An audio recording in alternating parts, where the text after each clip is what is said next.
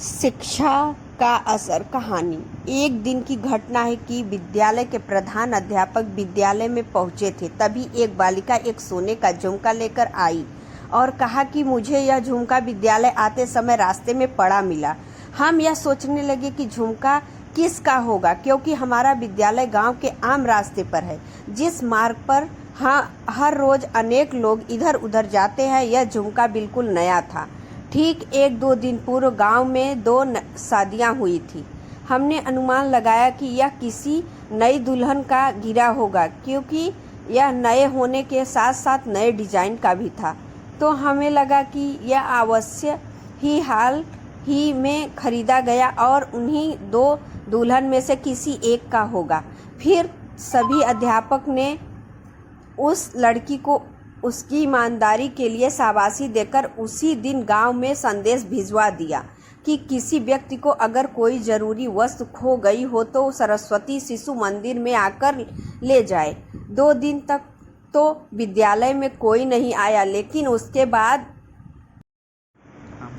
जैसे कि हमने अनुमान लगाया था, एक लड़की आई। उसकी हाल में ही अभी विवाह हुआ था और कहने लगी कि आप लोगों को कुछ मिला है। हमने हाँ कर दिया। फिर हमने लड़की से पूछा कि तुम्हारा क्या खोया है।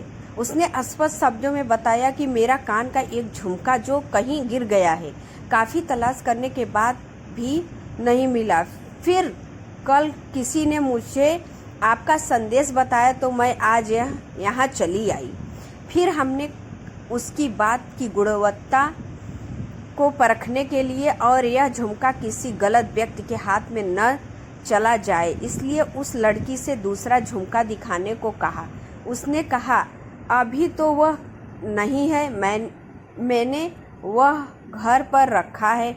फिर हमने वह दूसरा झुमका लाने को कहा तो वह लड़की अगले दिन वह झुमका लेकर विद्यालय में आ गई।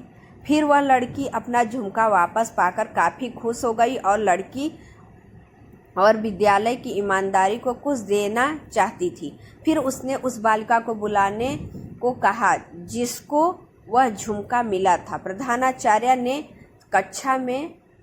कक्षा से उस बालिका को बुलवाया। उस लड़की के 2000 रुपये निकालकर उस छोटी सी बालिका को इनाम में देना चाहा, परंतु उस बालिका ने इनाम लेने से मना कर दिया और कहा मैंने तो केवल वह किया जो हमारे स्कूल में हमें सिखाया जाता है।